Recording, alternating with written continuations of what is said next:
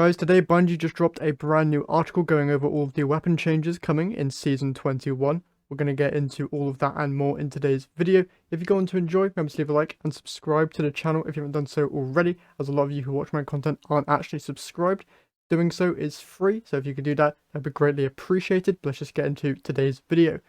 Starting off here, they talk about a lot of hipfire reticle and field of view changes that will just make your reticles show more information within the game, which is very helpful there. Mainly going to be skimming this as it's quite mediocre info compared to the rest of the stuff we're getting into. Custom exotic weapon reticles are being added to certain exotic weapons. So for charge meter added to exotic weapons whose base weapon type doesn't typically have a charge meter, so Devil's Ruin, Salvation Script, and Grand Overture.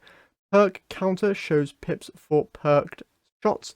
Quicksilver Storm grenade count, Ace of Spades, Memento Mori shot count, Lumina Noble rounds shot count, Traveler's Chosen Gathering Light stacks.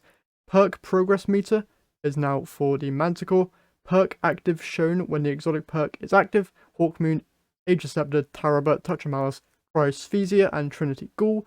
And a charge meter and perk counter will be added to Vex Mythoclast. Now we're getting into a lot of general changes here.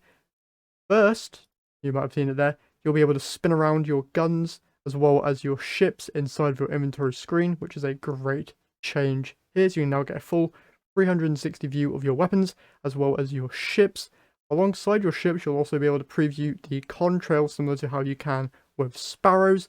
This is a very great change. Next, they talk about the full auto melee option that they are adding into the game after the great response that the full auto firing setting got. This will allow you to use your fists, your charged melee, swords, glaives, or roaming super melee just by holding down the trigger rather than just rapidly tapping it, which is great. Weapon archetype changes, they got bows. Tyranny of Heaven stats were always weirdly low, and we're touching these weapons anyway, so opted to update its stats while we're there. SMGs, aggressive SMGs, reduce base damage from 15 to 14, increase precision hit multiplier from 1.45 to 1.5, crit damage goes from 21.8 to just 21. The Immortal, they're reducing its range value by 10. Snipers are getting a 10% PvE damage, but Izanagi's Burden Honed Edge Shot perk does not receive this buff, all other snipers do. And for Scout Rifles, Long Arm was inadvertently receiving the damage bonus versus miners for exotics, so they've now fixed that, but it still receives the Season 20 Scout Rifle buff that those weapons got. Eyes of Tomorrow, killing 4 targets with a missile volley will refund 1 ammo. Graviton's Lance, increased RPM from 257 to 300, reduced burst delay by 20%, so it now matches Revision 0 Hake Heavy Burst rounds rate of fire. Rebalanced damage per shot, so they've increased first shot damage from 9.5 to 19, and crit damage from 15.7 to 31.4, decreased second shot damage from 35.6 to 25.6, and the crit rate from 58.7 to 42.3. Jade Rabbit added text to show when Fateful Fall's increased body shot damage is active. Quickly hitting 3 crits now refunds 3 shots instead of 1. Manticore increased catalyst damage resistance tier from tier 3 to tier 4, increased movement speed during hang time, and activating the catalyst perk through an airborne kill or sustained damage following an airborne kill now partially refills the magazine. Lumina increased noble rounds cap from 5 to 6. Heart Shadow damage increased now activates quicker while invisible after 0.25 seconds instead of 1 second. Heart Shadow now weakens upon dealing any damage while the damage increase is active. World Line 0, sprinting heavy attack now can be chained into itself once. Sword Guard energy costs from sprinting heavy attack reduced from 100% to 50, and decreased damage from an individual sprinting heavy attack by 25% to compensate. Sweet Business now fires explosive rounds every 20 shots, fewer shots while fully spun up. Very interesting there. Legend of Acreus increased total ammo from 12 to 16 and increased maximum projectile distance from 9 meters to 12. Tommy's Matchbook Catalyst updated. While overheated, sustained fire scorches your target. Every 5 shots applies 14 stacks plus 7 with Ember of Ashes fragment equipped.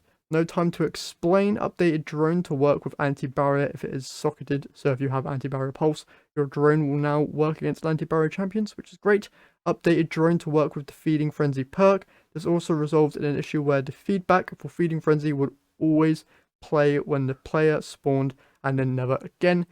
Skybirders increased Scorch stack from 3 to 5, 5 to 10 with Ember of Ashes equipped. Salvation script reworked to have 2 firing modes. A charged shot creates a pattern of stasis crystals where the number of crystals is no longer dependent on charge time, and the uncharged shot is a normal grenade launcher shot which does more damage to stasis crystals and frozen targets. Added a new perk that reloads the magazine from reserves when you quickly shatter at least 3 crystals with an uncharged shot. Bad Juju fixed an issue causing the weapon to recoil like an auto rifle. It now has normal pulse rifle recoil. Fighting Lion fixed an issue that was causing this weapon to do more damage than intended to red bar combatants. Thunderlord fixed an issue resulting in hits against Divinity Bubble to count as 2 crits instead of 1. That might be the reason why it's doing quite good damage. Winter's Bite impact damage has been removed and redistributed to the detonation damage. Self-damage scaling has been tuned to account to the increased damage of the detonation.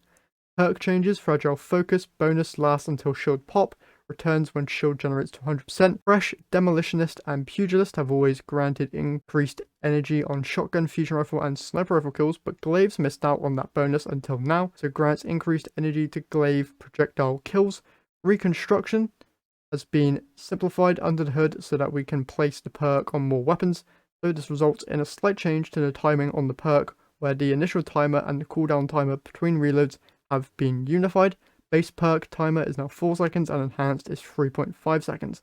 Shoot to loot updated to pick up orbs of power. Currently this works on direct hits.